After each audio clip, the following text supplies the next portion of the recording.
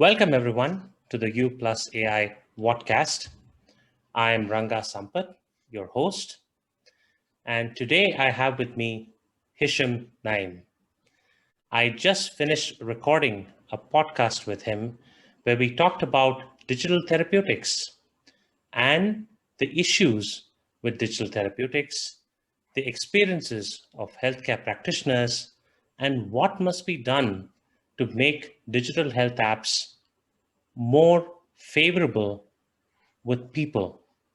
And a very interesting point that we talked about is how do we design such apps? Patient centric, doctor centric, human centric, or something more? So I would urge you all to definitely listen to the podcast at uplusai.com and in all popular podcast apps. With that, let's welcome Hisham Naim, and he's going to introduce himself in this segment that I call Elevator Pitch. Hisham. Hello, everyone. Hello. So I'm Hisham. I'm based in Switzerland. I'm both Moroccan and Swiss citizen. I'm first a husband, a father, and a curious mind. We talked about that on the podcast. I'm someone who really likes to learn more from everyone. I'm a social animal, so I like to meet people, especially with different point of view, debate and learn with them. I'm personally captivated by how technology disrupt healthcare, and he's always looking for new knowledge to keep up with the latest evolution. I'm foremost healthcare professional. I'm pharmacist by training, and even if I work with a pharmaceutical company, and especially because I work for a pharmaceutical company, patient is always top of my mind. And my motto goes, better health for people, brighter future for the world. Fantastic. I think we should toast to that. Better health for people, brighter future for the world. I don't have anything, so I'll just show it. I like simple. So Hisham, let's get to our first segment, fun segment. I call this true or false. I give you a statement and you can tell if you believe this is true or false, and you can explain why you think so. Let's get started. Here's your statement. Digital health apps are more hype than reality. True or false? It is true. There is a graveyard of apps today, but it's a simplistic answer. I think we don't need to look at the apps because that's a medium or touch point. We need to look what are the intervention behind the apps that can basically provide more meaningful services and have impact. Right. Great. Thank you, Hisham. Now we move to our next segment. I call this fill in the blanks. And here I give you a sentence and I say dash dash, and you can fill it with one word, two words, a phrase, a sentence, what have you. You know, it's all yours. And again, there's nothing right or wrong. It is just your perspective. Let's get to fill in the blanks. Here's yours. A recipe for the secret sauce that will help a digital health app get widely adopted is dash.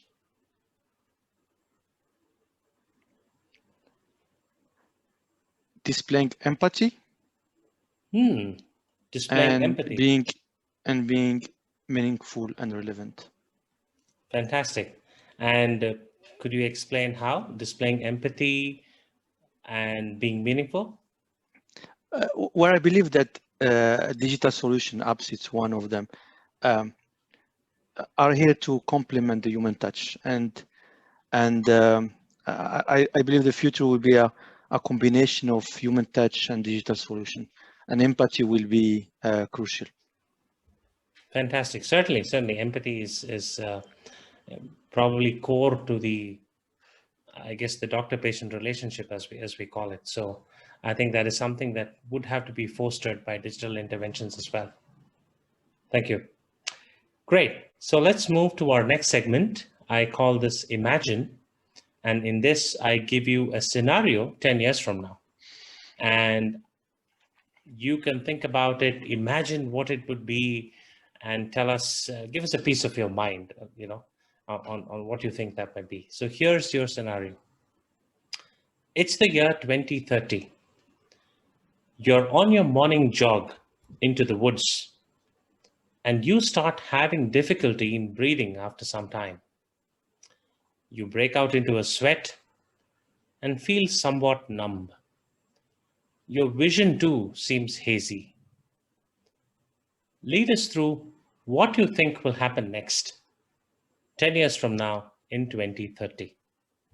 So I will imagine that I'm running and I have wearables, and I also have some smart garment, maybe a t-shirt with some sensors.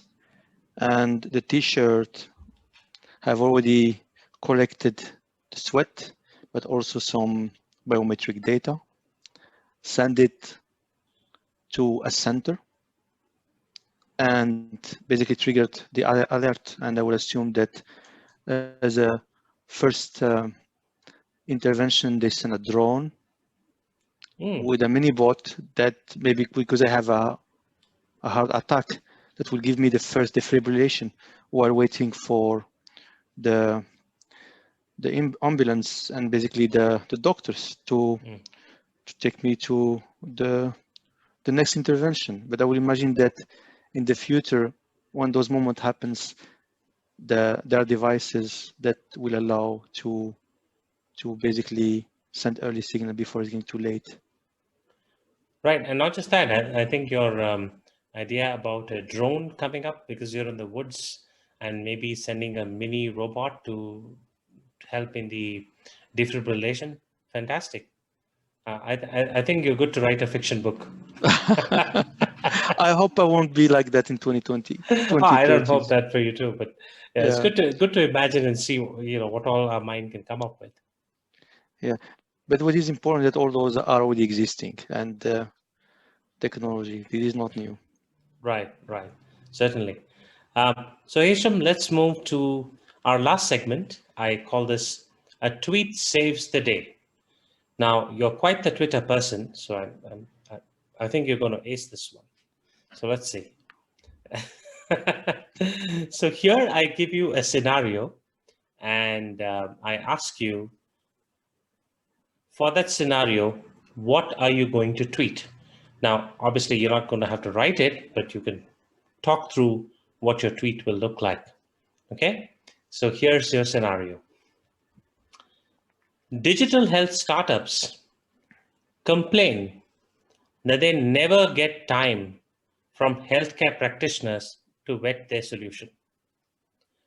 Healthcare practitioners complain that their opinion and expertise is never tapped into by these new age startups. You are given a chance to weigh in with a tweet to make amends. What would you tweet?